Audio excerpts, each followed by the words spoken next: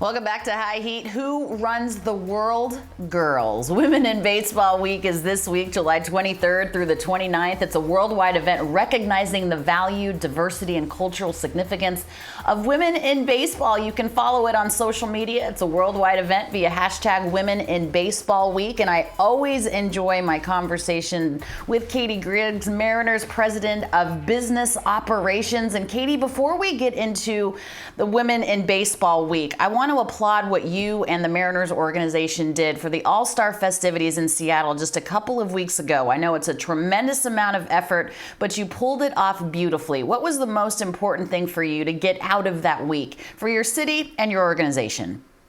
I appreciate the kind words. We are so proud of the way that the event turned out. Seattle looked incredible. But most importantly, I think we were successful in achieving a goal we set out day one, which was to make the event inclusive, recognizing that it was all about bringing people to the ballpark, whether it was the first ever HBCU Swingman Classic with our own Ken Griffey Jr., or whether it was the events throughout town where our fans, regardless of their economic wherewithal, or frankly, even their awareness or engagement with the sports of baseball or softball up to the moment, had a chance to be a part of the excitement, and really, really thrilled with the way it turned out. Yeah, you guys got a good day for it. Great week as far as the weather was concerned. Seattle definitely shined. So congratulations again on a tremendous week. I want to talk to you about this Women in Baseball Week, because it's not as if you woke up one morning, Catie, and you happened to become the president of business operations for the Seattle Mariners. For those watching on this national scale, tell us a little bit about your path to get to where you are, because you're the highest ranking female executive in baseball as far as the operations side is concerned. Yeah, no, I think I've been incredibly fortunate along the way to have a lot of mentors, both men and women, who have helped me. But ultimately, my path has not been linear. It was not something where I woke up and set this as a goal and have spent the last 20 years of my career working towards it. I think I've always been driven and motivated by growth, serving communities. And one of the things I love most about sports, and baseball in particular, is the ability of our sports to bring people together. So having ultimately built my skill set in a lot of different parts of our business, both on the media side, on the agency side, and even on the operations side on soccer, really has helped me get to where I am today. And I could not be more proud to be here. One of the things that you said that kind of sticks out to me, Catie, is you said your path is not linear. And I think a lot of young people, when they come to us asking about how did you get that gig, it's not one size fits all for everybody. What can you impose on these young people that, you know what, you may not have the exact same path, but there are different ways to achieve the same goal?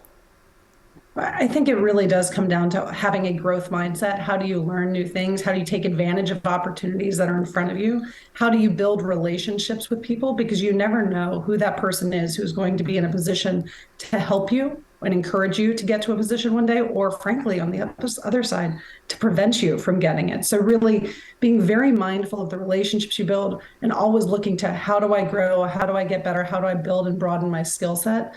Again, I can only speak from my experience, but it's worked out quite well for me.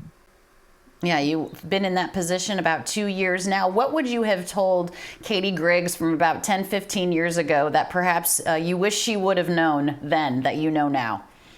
Oh, I don't know. I'm pretty sure that the number one piece of feedback I've gotten over my career is be patient, which has never been a strength of mine. So I would probably have echoed the be patient, and I probably would not have listened to it. Yeah, no kidding. I think we can all take a page out of that book. Patience is difficult. All right, I want to ask you a little bit more about how we can continue to, you talk about the inclusivity that you wanted for that week, but how can we continue to include more women in baseball, not just in the business side of things, but just in baseball operations in general? What more can we do? I think ultimately it's about making sure that you're being intentional about recognizing the skill sets that people bring to the table and how they can help advance your organization, whether it's on the business side or whether it's on the baseball side. It is not one size fits all. I think you're seeing some really impressive strides in a lot of organizations in terms of seeing more women getting those opportunities. Within the Mariners organization, we have 2 female GMs in our minor league teams, both out in Arkansas and down in Modesto.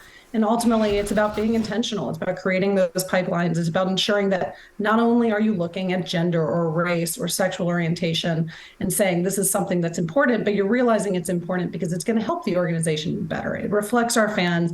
It brings a different view to a table. It brings a different perspective to the table. And ultimately, by having a lot of people who think differently on topics, that's where you get to really good results, because we hide those blind spots otherwise.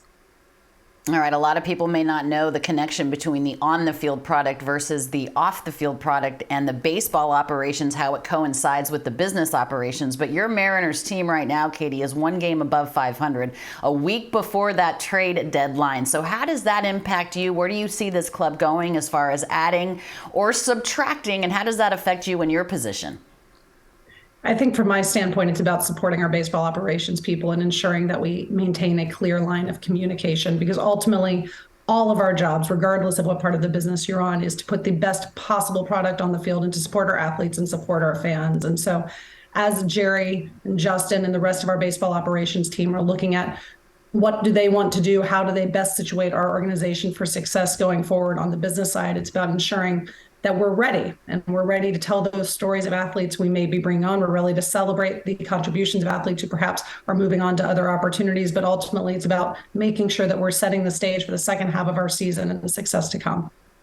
Yeah, and Jerry Dipoto is a guy that is known to make a lot of moves. So, Catie, you may be very busy in the next 7 days. Catie Griggs, President of Business Operations for the Seattle Mariners, congratulations on your achievements. Well earned. And I appreciate your time very much. Thanks so much. Appreciate you having me.